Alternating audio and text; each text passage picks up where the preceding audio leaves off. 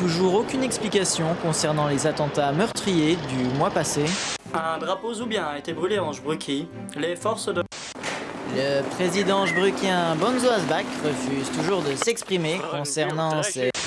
Avec Barbie Commando, la guerre n'a plus de secret pour toi.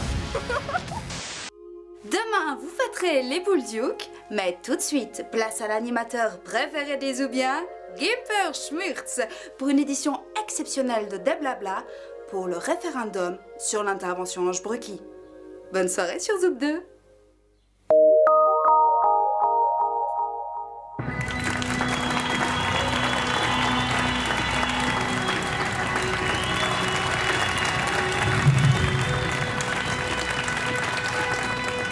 Bonsoir Zoubiens, bonsoir Zoubiennes, bonsoir à tous.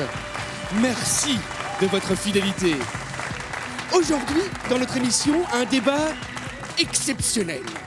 Car nous sommes fiers, avec des blablas, de participer au premier référendum télévisuel de l'histoire. En effet, vous, public, et vous, téléspectateurs, devrez voter pour décider si oui ou non, la Zoubie doit envoyer ses troupes en Jbruki.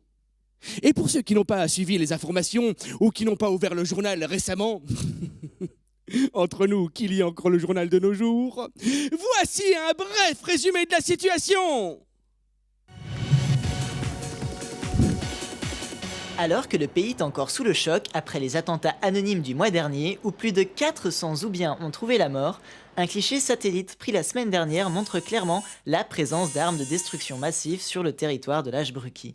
Pourtant, le président jbruckien Bonzo Asbak avait signé le traité Jurizet interdisant la possession de telles armes. Voici sa réponse face à ces accusations. Je n'ai rien à déclarer concernant l'existence de ces armes. Cela ne regarde personne. En revanche, je tiens à déclarer que je déteste les Zoubiens. Tous autant qu'ils sont. Le monde se porterait mieux sans eux. Le message est clair. Si vous pensez comme moi que la Jbruki est une menace et qu'il est nécessaire d'y envoyer nos troupes armées, votez par téléphone et tapez 1. Si vous ne pensez pas qu'une guerre soit nécessaire, tapez 453 862. Alors, à vos téléphones, la nation compte sur vous. Voilà qui éclaire un peu la situation. Il est maintenant temps pour moi de vous présenter le général Max Solar, qui va suivre notre émission en duplex depuis la base militaire de Dorp. Général, est-ce que vous nous entendez? Oui, Gimper, je vous reçois 5 sur 5. Parfait! Alors, dites-moi, général, en cas d'un vote favorable à l'intervention militaire, comment cela se passera-t-il? Eh bien, en cas d'une telle opération, l'attaque commencera par une frappe aérienne de type chirurgical. En appuyant sur ce bouton, je lance le décollage d'une quinzaine de missiles en destination de quelques cibles très précises, afin de préparer le terrain à l'offensive terrestre.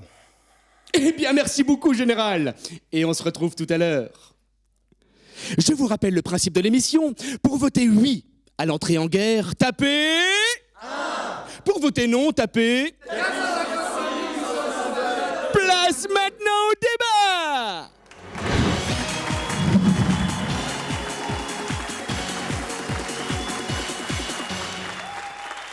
À ma gauche, les candidats opposés à une intervention militaire.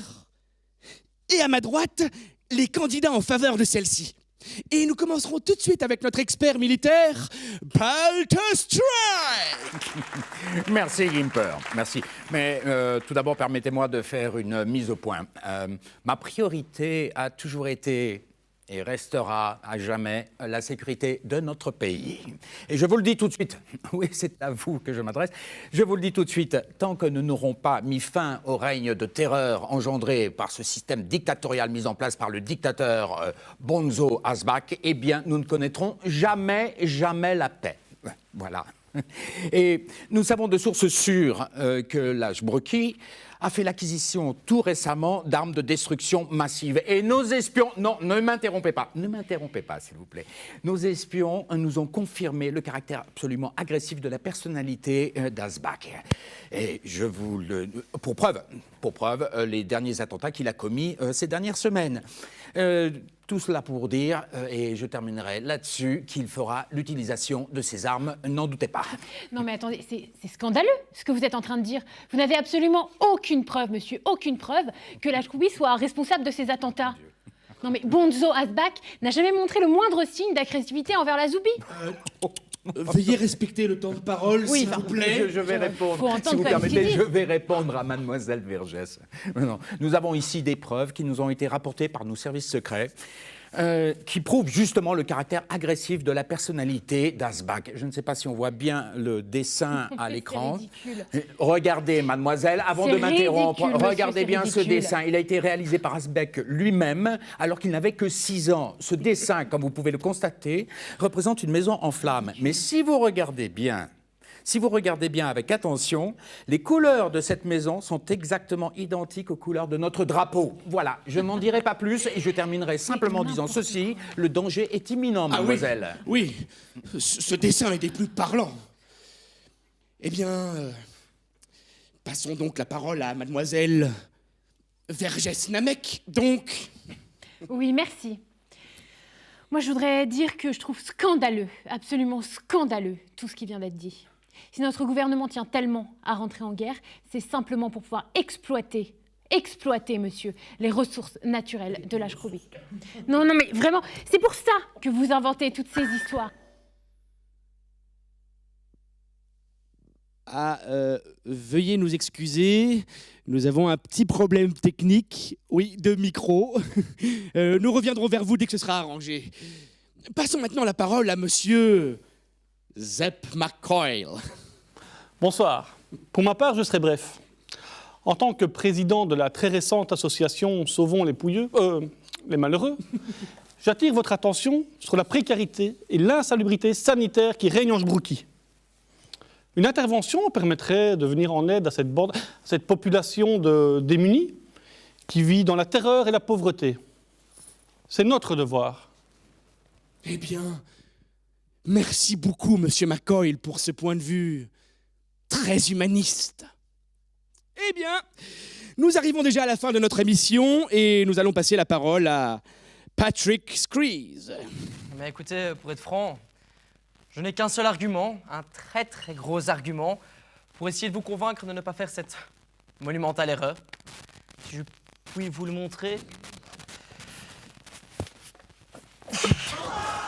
Hey, avec moi. Écoutez-moi bien, il nous reste très peu de temps.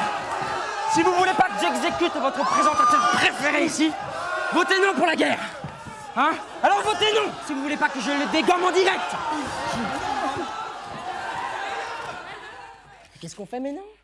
Eh bien on continue sa putain d'émission. Envoyez la pub.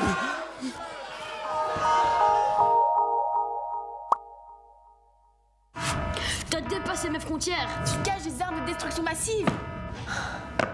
Te laisse pas faire, mon fils. T'inquiète pas. J'envoie mes troupes. Holocauste nucléaire.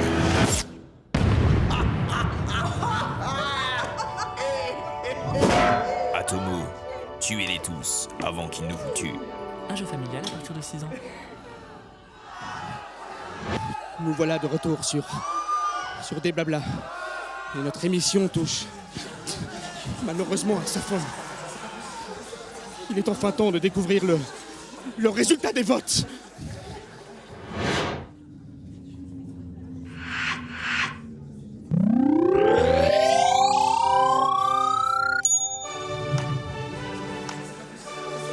Le vote est sans appel. Désolé Gimper, je vais devoir effectuer la mise à feu.